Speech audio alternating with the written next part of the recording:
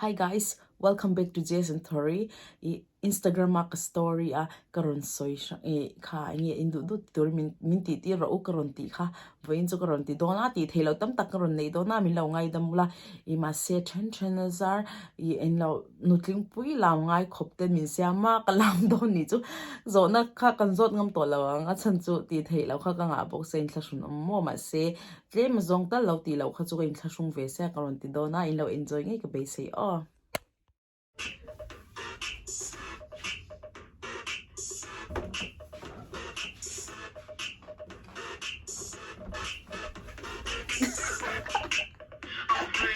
That was hard. Next Saturday, I mean, request to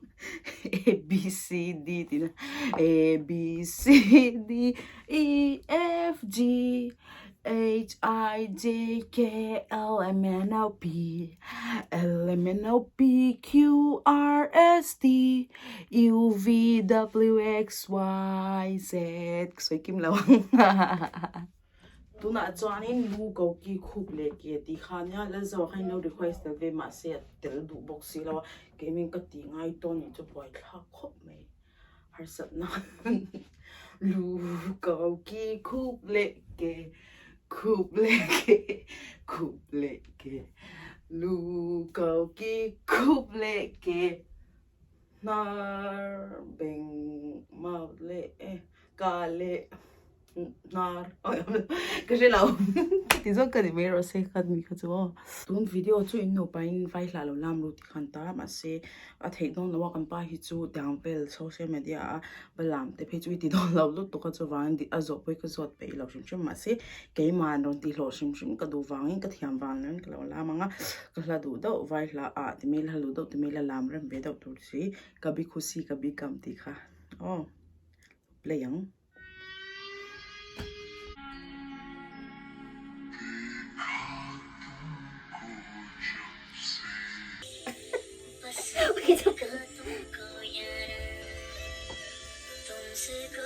ये गाना अच्छा नहीं slow lại cái phần slow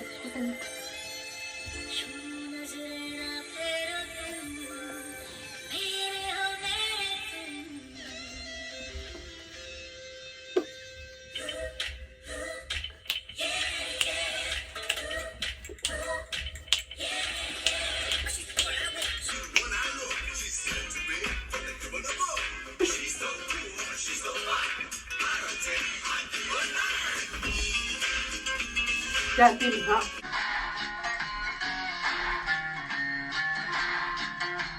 biết tự biết không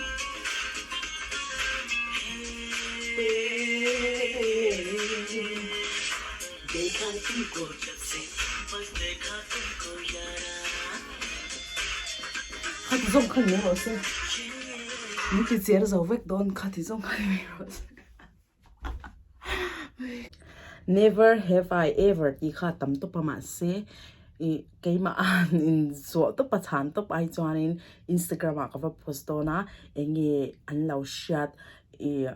zo du ten lau nei mo dar kar ni chung hun kan penga ron chang sa sa zo na kha ke ma kron chang don ni chumo have I ever ti chu hi ka ti tor rem ngem kal ti vel anga ni chu example a now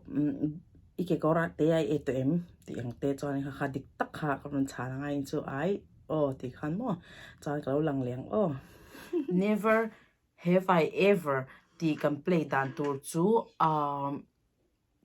tu na zo na min lo zo kha kalau ti thin ton chon I have ka tianga hui ka ti to mo ka ti ka dan ka ti to kalau ti ve to ni tiang do ha ni chu ka le thiam cha lo le dang chu rel ro chon a sha ni chu chuanin I have never kan ti kha chuanin ka ti kha chuanin ka ti ngai lo shim ti na ang mo chuan ta hianin mi then ka tin Instagram a mi ron zot to a kan lo en phot a school ka line ilak vem laklo ay never delay I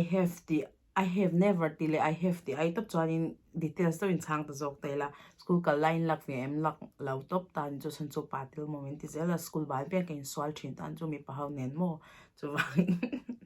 chuan pani na chu school ka line thiam thei pol nge ni thiam vak lo ka thiam thei lo ka thiam thei lo over top mizo media ma kangkal a high school kangkal che english ne harlo to hang vel han a shom ka ti top school ka kha chu nom ka ti ngai lo shim shim ni chu be in a pool lai zung ngai to em tia zum phalo ti pon chwa do jong zung thau zel I have di chu be in a pool chu mo Instagram thau pa ni kan chan bet lenga skula i to em skula cho ke thri na nga ma se i class 2 nga ek chu kan nei ka ring lo chuan toria i tra khum vak te mai ka tra khum mun lo to ka a big in ka tra na sat fe per ni ka sha chu zungbun min lei min pek zan mo i ma se hei in nei na tur ni si dang vel ko soi thiam cha lo i en lo khatyang min pek zan khang ka lom lu to ka a chan chu I think aman tau chu ni thau nga i en lo kan pa chu hei thil re paisa ho me me mang lo kha ani wang khanin khatyanga zungbun tawel to khe sang khat dollar sang khat mem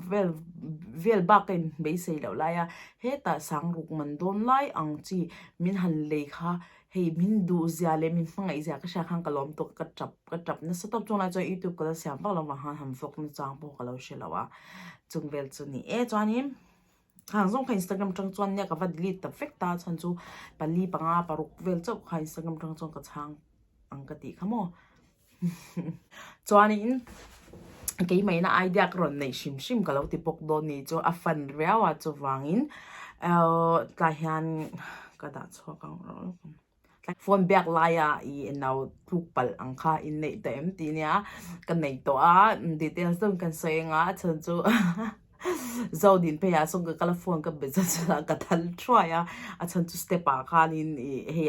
ka slice so food pet sin shanga I now I kan chil kwal phe lai I now a chen to lo wa song ka thal try ka zak tu ka na ai ma chan nal tuk thau ma se khoi kwal chu zu ka ni mo chanin an next a chan date someone younger than me oh kan ngai to lo yes I have kan date to ni chu kai ma I know pang date tem ti ni kai ma I know pang date to ngai zong kan nei ton chu ma na mo chuan next in liang ka gotten poop on my hand ka kuta hei in now ke kalau king tel pal tuang ti da mo tu na mong ten lo thiara chan kuta te lo kai ang kha yes chan chu toilet paper om lo na a tui ka na om lo ai han che che ol ni mo chu wa gin ten nom to chuan in next kan en liang hit top ta ni chu act like a fluently speak a foreign language hey sap chonga mo eng tong poni se ke ma ni chonga ni lo I thiam mel do acting mo lo thiam ang do lang thiam si lo ang khan tem ti nya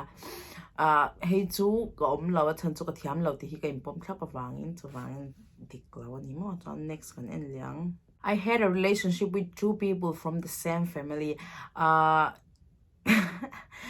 bial pa mo in relationship mo ngai zong ani chu in lau patni chung khat ve ni si date to em tinya ngai to lo date lau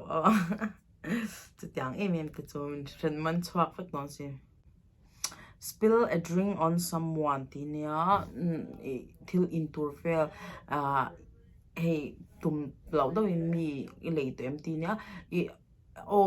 kan na tho na kan guest te ka tre choi kha chonin alo tlu pala chonin ka tum lo dawin ka spill hei ka ti ni chu kha chu ka spill ka ti buani chon an ma ne kha in khashunom du khop me kan dia kama fake a sickness to miss out on school or work na tho na mo school mo in ti dam lob der kha nei ve to em ti nya nei kun to nei ngun ti mela period vil ham period soi che nom lo vai rama begin sar te bula te hian in chang chuan khang tang khang kan dam lo khwa sik te kan te ve thina chu wang nei ve zau ni mo gone to school or walk without deodorant or underwear. School kala I spray I perfume mo I he zak noy mo noi lo amala pon body spray mo mang lava I en law kal mo ki korte halawa kal top inay to empty niya nay law inay law am law comments mo. Being on TV or radio,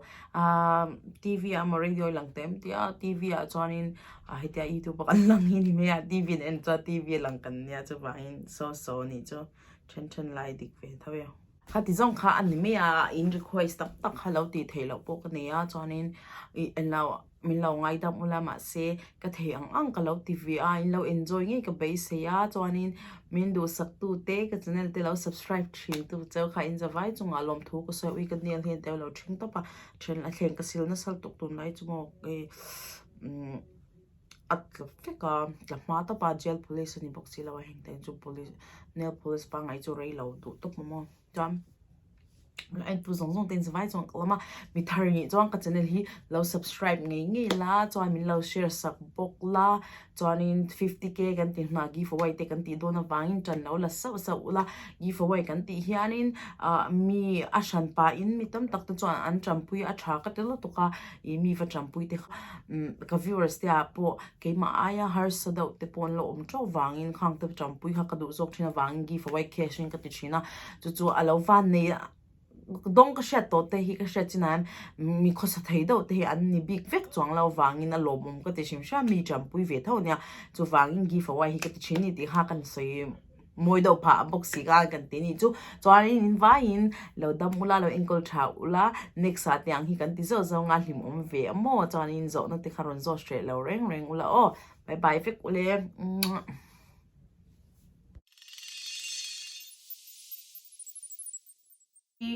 Kuble lo que importante.